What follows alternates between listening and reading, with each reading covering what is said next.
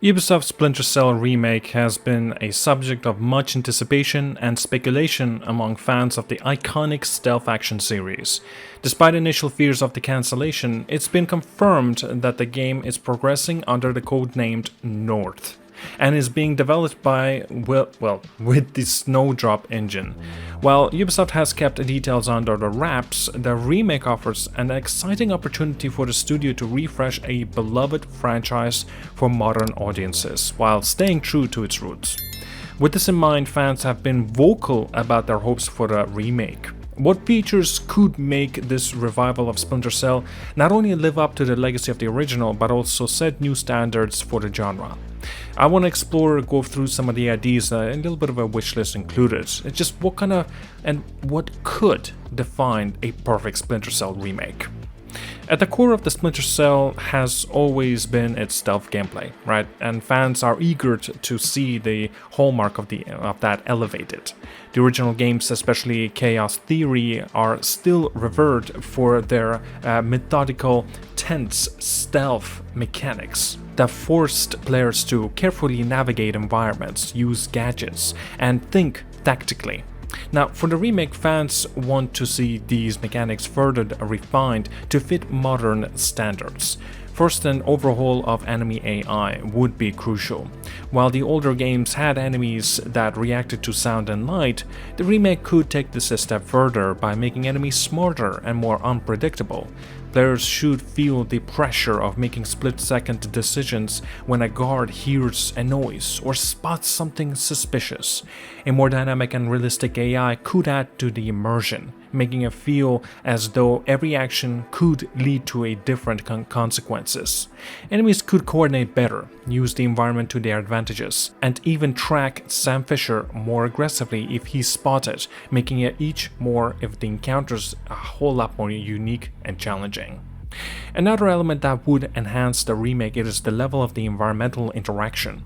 The original game gave players a certain amount of freedom to interact with lights, shadows, and objects in the environment to manipulate guards of sneaking past unnoticed. However, modern technology allows for far more detailed and realistic environments. Imagine being able to take advantage of the physical surroundings in new ways, breaking windows to create distractions, hacking into the security system with more depth, or even using the environmental hazard to neutralize enemies non-lethally.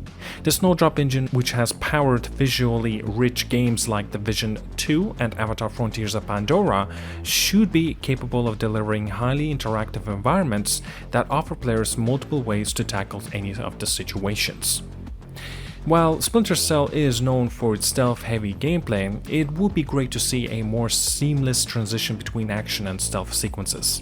The tension of the avoiding detection is key to the series, but there should be moments when action is necessary, and those moments should feel just as smooth and strategic. Incorporating a fluid, dynamic combat system could provide players with more options when stealth fails, rather than turning into a full-blown action game. The remake could emphasize improvisation during combat, allowing Sam Fisher to quickly escape or regain control of the situation using his environment and gadgets. This balance between the stealth and action, if handled correctly, could give the game a more modern appeal without losing its identity. One of the most exciting aspects of Splinter Cell has always been Sam Fisher's array of high-tech gadgets. From sticky cameras to EMP grenades, these tools gave players a variety of ways to approach any situation. In the remake, Ubisoft has the opportunity to not only bring back these fan-favorite but also introduce new gadgets and customization options. Fans would love to see more depth in gadgets use, such as being able to upgrade it or modify tools to suit different playstyles.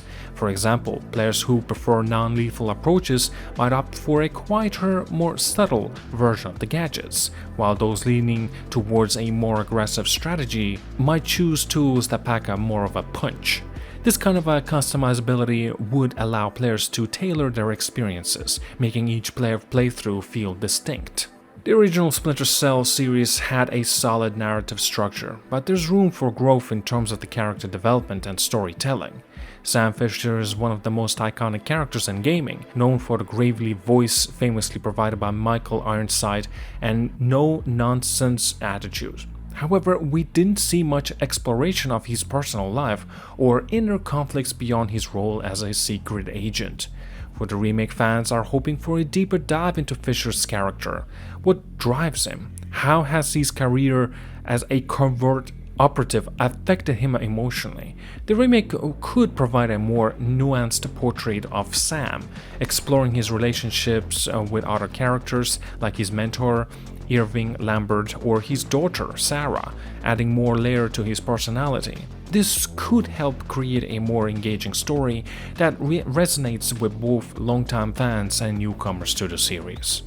Co-op missions and multiplayer modes were a huge part of Splinter Cell's later entries, with Chaos Theory and Pandora's Tomorrow introducing beloved co-op and Spies vs. Mercs multiplayer modes. Fans are eager to see a return to these modes in the remake, but with modern improvements.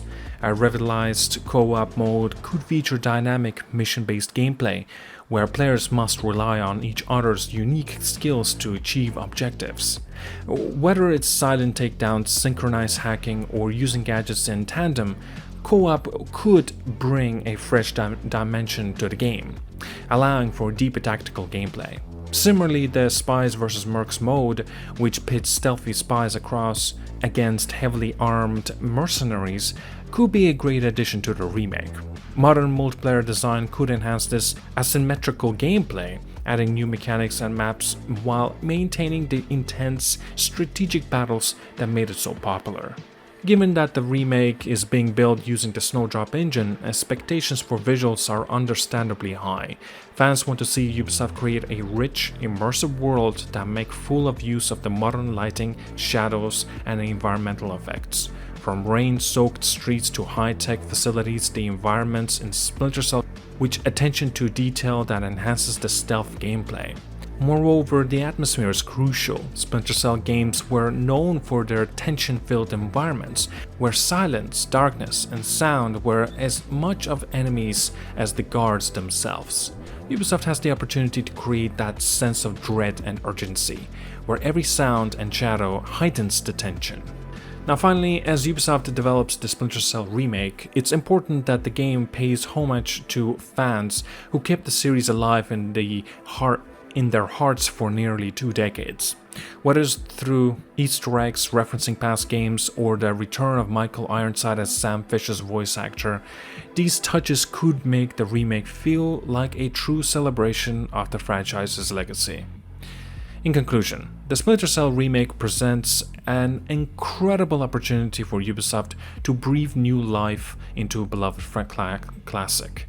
By focusing on smarter AI, deeper environmental interactions, refined stealth mechanics, and immersive visuals, while also introducing new features like gadgets customization, co-op, and a richer storytelling, the game has the potential to not only satisfy long-time fans, but also attract new generation of players. And with the expectations that this game should be coming out sometime in 2026, still, unfortunately, we will have to wait quite a long time anyway. Thank you so much for watching, like and subscribe, see you guys all, and have a wonderful day.